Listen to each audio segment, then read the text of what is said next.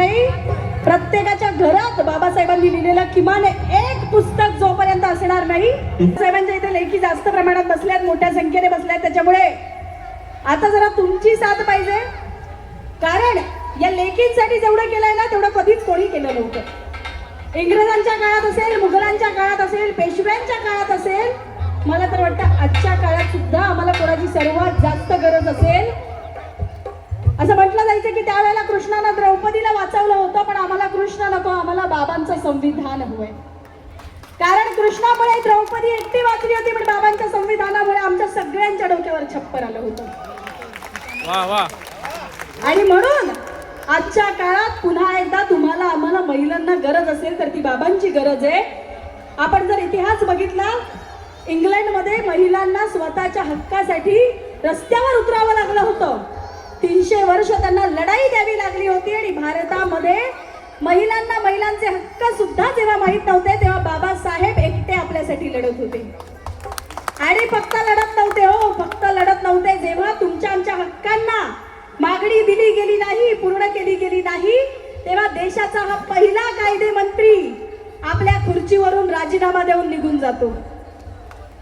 नगरसेवकाला पण जमत नाही, एकदा आलेली खुर्ची कोणाला सुटत नाही, पण देशाचा कायदे मंत्री पद हा बाप आमचा सोडतो.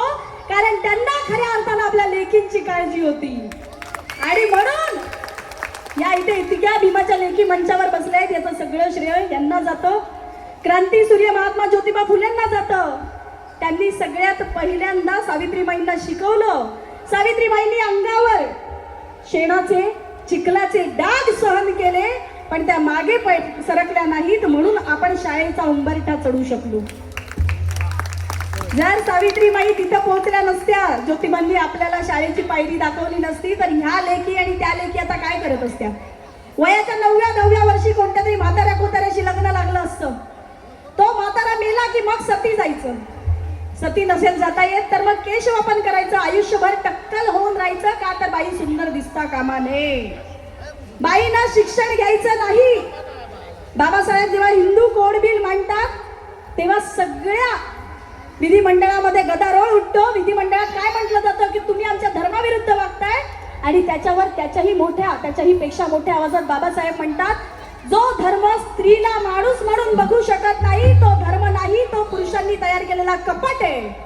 आणि आमच्या बाबासाहेबांनी तुमच्या आमच्यासाठी ही लढाई दिली, म्हणून आज स्टेजवर इतक्या भीमाच्या लेखी आहे. आपल्यासोबत कीबोर्डवर उमा देवराज आहेत, देशाविदेशात सांगीतिक कार्यक्रम करत असतात, पेशानं शिक्षक आहेत. आणि बाबासाहेब ज्याप्रमाणे म्हणतात की जोपर्यंत मुलगी शिकत नाही तोपर्यंत समाज पुढे जात नाही. आमच्या उमा देवराज अजूनपर्यंत शिक्षण घेतात. हल्लीच त्यांनी त्यांचा MBA पूर्ण केले. या बाजूला माझ्यासोबत प्रेषिता मोरे. स्त्रीला उंबरठ्या बाहेर जाण्याची मुभा नव्हती. ती स्त्री, ती मुलगी आज झी TV सारख्या एका चॅनलवर दिसते, संगीत सम्राट मध्ये स्वतःची ढोलकी परफॉर्म करते. सावित्रीबाईंनी शिक्षणाची दारं उघडी करून दिली आणि त्याचा काय परिणाम झाला? ती मुंबई विद्यापीठात जाते आणि थेट गोल्ड मेडल मिळवून येते.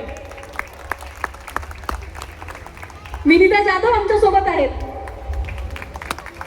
देशाविदेशात कार्यक्रम करत असताना मोठमोठ्यांना गार करणारी अशी विनिता आमच्या सगळ्यांसोबत आहे आज या मंचावर. आणि स्टेजवर बघा, काय मुलींना हलक्यात घ्यायचं नसतं, हो की नाही?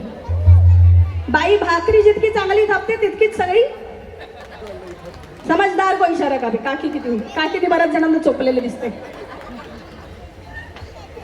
आमची ही भीमाची लेख फक्त ड्रम सेटवर नाही तर क्रिकेटच्या मैदानात सुद्धा षटकार लावते. स्टेट लेवलला जिनं क्रिकेटमध्ये स्वतःचं नाव कमावलंय अशी आमची भक्ती कपाडी आज आमच्या सगळ्यांसोबत मंचावर आहे. त्याचबरोबर आपल्यासोबत नृत्याविष्कार सादर करण्यासाठी भक्ती लोखंडे, आमची दुसरी भक्ती सुद्धा इथे उपस्थित आहे. तुमचं प्रेम तिच्यापर्यंत आणि त्याच प्रेमापोटी ती दर दिवशी वेगवेगळ्या ठिकाणी कार्यक्रम करत असते. तिच्या नृत्याविष्कारीने प्रेक्षकांची मनं जिंकत असते. गायनासाठी आपल्या सगळ्यांसोबत मानसी जोशी आहेत. मानसीने तुझ्यात जीव रंगला ही मालिका कोण कोण बघायचं? कोणाकोणाला आठवतंय ना? त्याचं टायटल ट्रॅक मॅडमने गायले. अशी मानसी जोशी आपल्या सगळ्यांसोबत या मंचावर आहे. खूप खूप धन्यवाद. आणि मी थोडं